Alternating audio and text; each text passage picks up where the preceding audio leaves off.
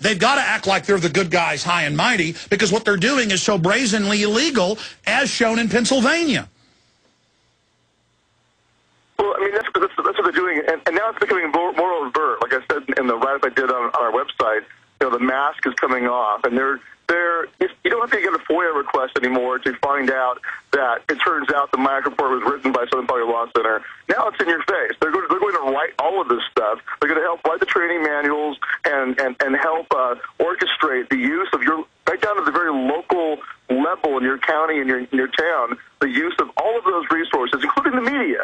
The media will be... Oh, yeah. Oh, no, listen, I got calls last night from people I work with, news sources saying, did you see the news? And now I've confirmed it was on 2 news channels announcing the Southern Poverty Law Center and ADL are going to be in your schools. They're going to be at your churches. And I went to the ADL site and saw it. And they're going to help you fight the terrorist, the right-wing terrorist. I mean, again, they're the infiltrators taking over, and then they're calling us, pointing out the infiltration. They're saying we're terrorists. I mean... And Arde Saveda, our police chief in Austin, is in this report on this federal board.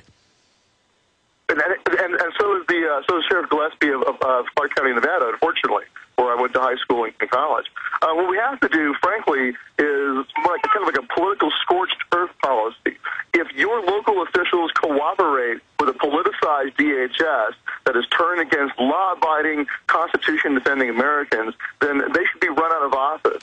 You cannot have cooperation with something like that. Because like you said, it's like the Stasi. It's a politicized secret police network that's being used down in the local level. Well, listen, Stuart, I have found, and I'm sure you've noticed this as well, the reactor shaft on the Death Star. This Pennsylvania situation where they've been caught, the disgraced head has stepped down, it's clearly illegal, they're having investigations, the state police are criminally investigating, the Senate is having hearings. As we show, a foreign Israeli group contracted to spy on even members of the legislature. We could bust this open like the ADL did in the 90s, getting criminally charged for infiltrating police departments. We could bust open this whole situation. Well, whatever we can do, I'm not familiar with you are about that situation, but whatever we can do, the most important point is people cannot allow themselves to be intimidated and silenced. If you're afraid to step up right now because you're concerned about being fingered and targeted, they'll come after you down the road. You'll just postpone your confrontation. It's time for us to stand up right now. And so that's why I want to make this a pivotal point. Well, stay there. Final segment with you, Stuart Rhodes. Just got off an airplane. You'll be able to talk about any other key issues you want. A protest starts in T-minus 10 minutes at the 250 Pleasant Street at the Concord Hospital in Concord, New Hampshire. Stay with us. We'll be right back.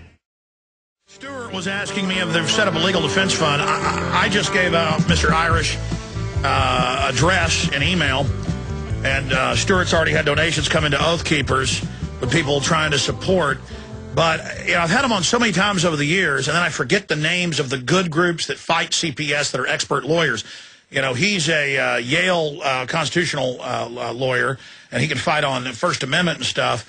But we need to get those main groups, and I'll remember their names after the show and get it to Mr.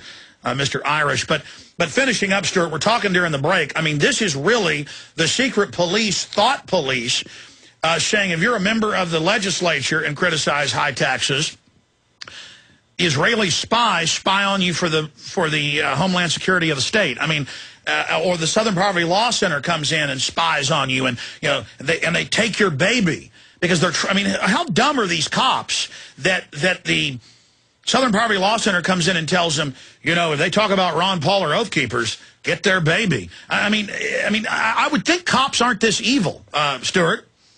Well, and most of them are not. But what they're doing, though, is they're brainwashing them. That's why we have to counter that with our own, deprogramming of the brainwashing. They want them to believe that, essentially, if you talk like Thomas Jefferson, you must be a terrorist, is their bottom line.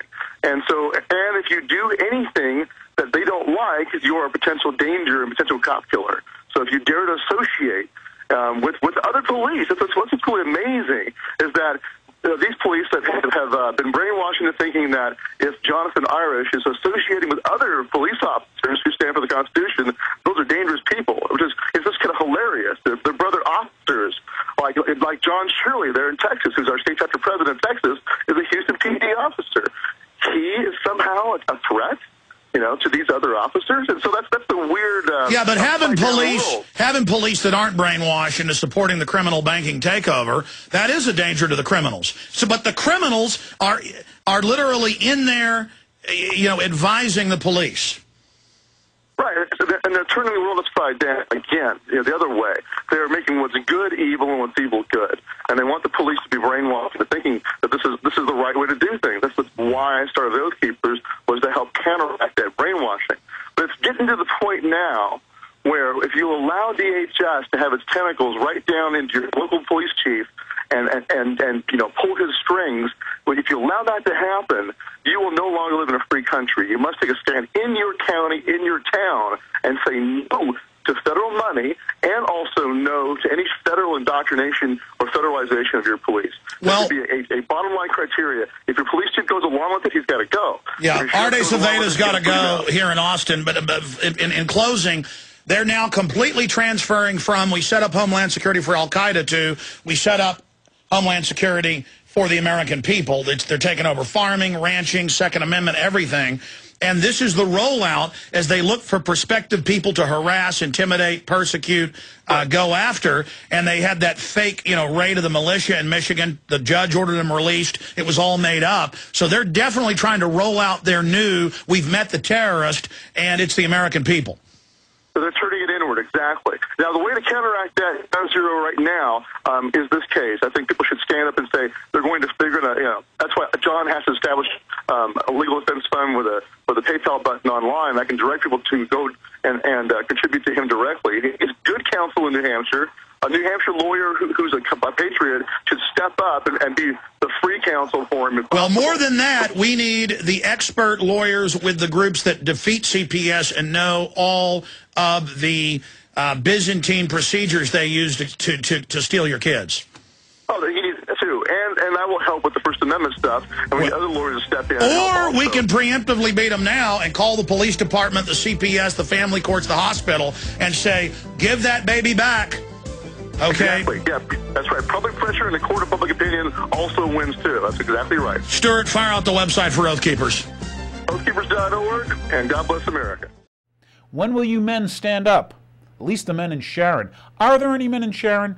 I want to know, because I don't see much. I guess I don't see them. Come on the show. Come be viewed. I wouldn't let them do it to my daughter. I wouldn't let them do it to my kid. I wouldn't let them do it to my wife.